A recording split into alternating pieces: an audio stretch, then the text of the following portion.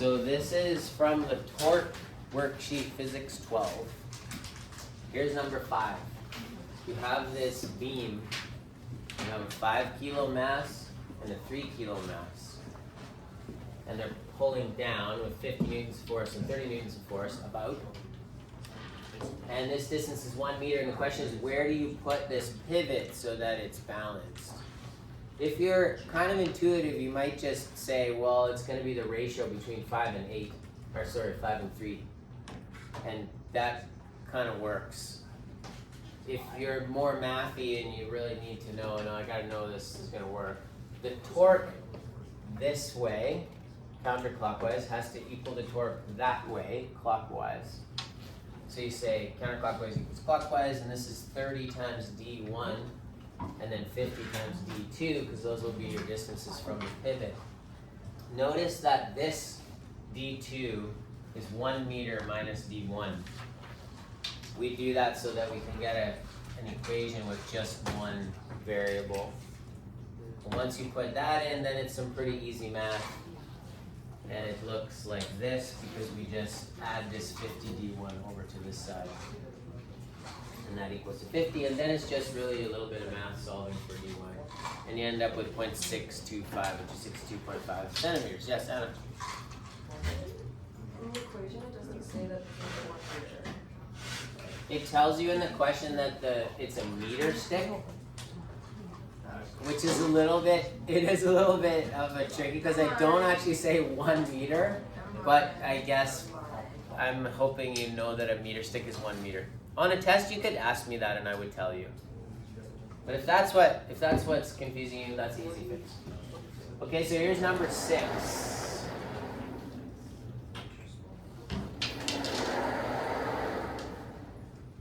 Number 6 is a beam. It has a mass of 250.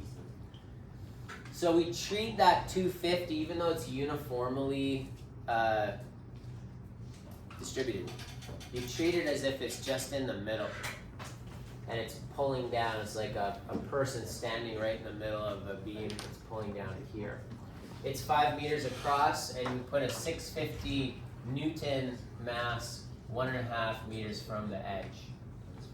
So we have to do two things here, two processes. We treat this as the hinge first. So we say we have clockwise torque and counterclockwise torque. And this post number 2 is providing the clockwise torque. And so those two torques have to be equal. Okay. So we look here and we go, okay, these two torques have to be equal. The first torque is 5 times Fn2, because it's 5 meters from this hinge. And the normal force is pushing up. So that torque has to equal these torques, which is the 250 and the 650 pushing down from their distances, 1.5 and 2.5. This is just my mental math. And you come up with 320 for Fn2. You just have to divide the 5 underneath all this. So that math is pretty easy. It's the setting it up that's the hard part. And then once you have that, you go, okay, forget about this as the hinge. Now let's use this as the hinge, hinge number 2. And you say now it's swinging this way and that way. So your two torques, your two forces are the same, but they have different distances from that hinge.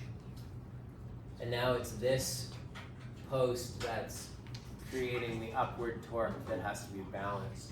So now it's these torques have to balance that torque. And that normal force is going to provide that. So you just do your two forces down with your two different distances.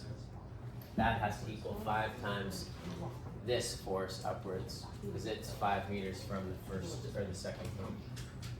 And then you can calculate that. And that's number 6. Arton asked me to do number 7 as well. Let's see if we can do that now.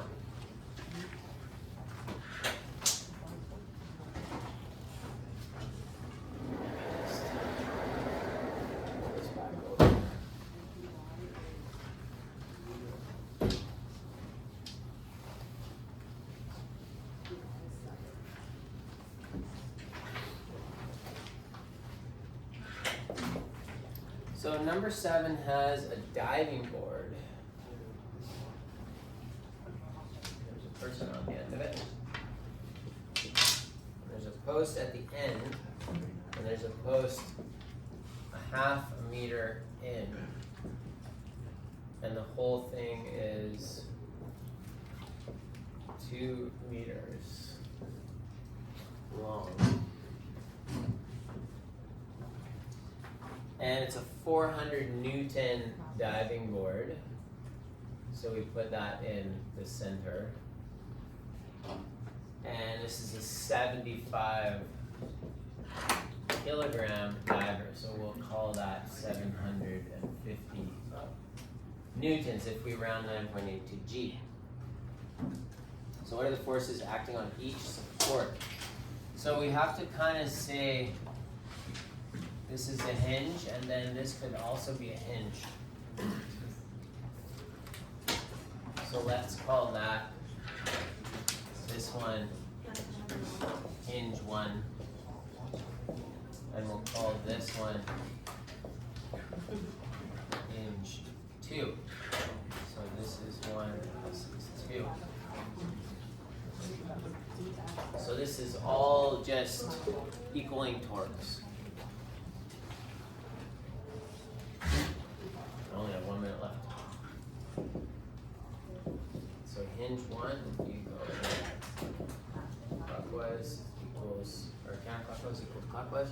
So your counterclockwise is going to be just this normal force times 0.5.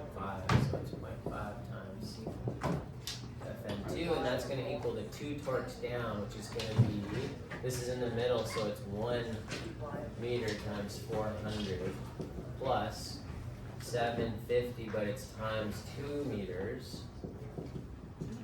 So that's 1500, and this is 400, so that's 1900 divided by 0.5, so that's 1900 times 2. So Fn2 is going to be 3800 newtons, I believe.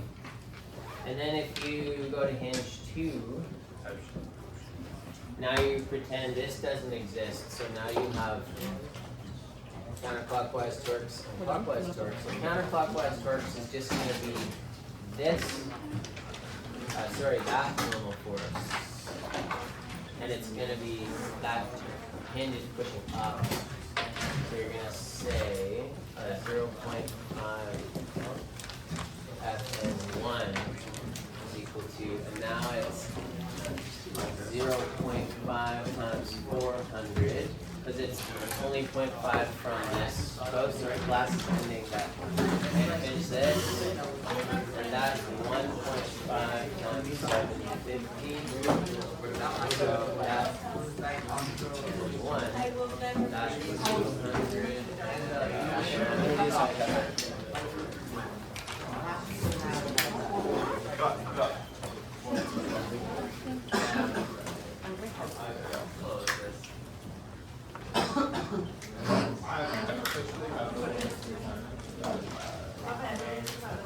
This should come out with 2650 newtons if you do all this math. And that 2650 is pushing, it's actually pulling down. This one is pulling down, and that one is pushing up. Did I do it right? Okay, yay. Fiona says it's right, so that means it's right.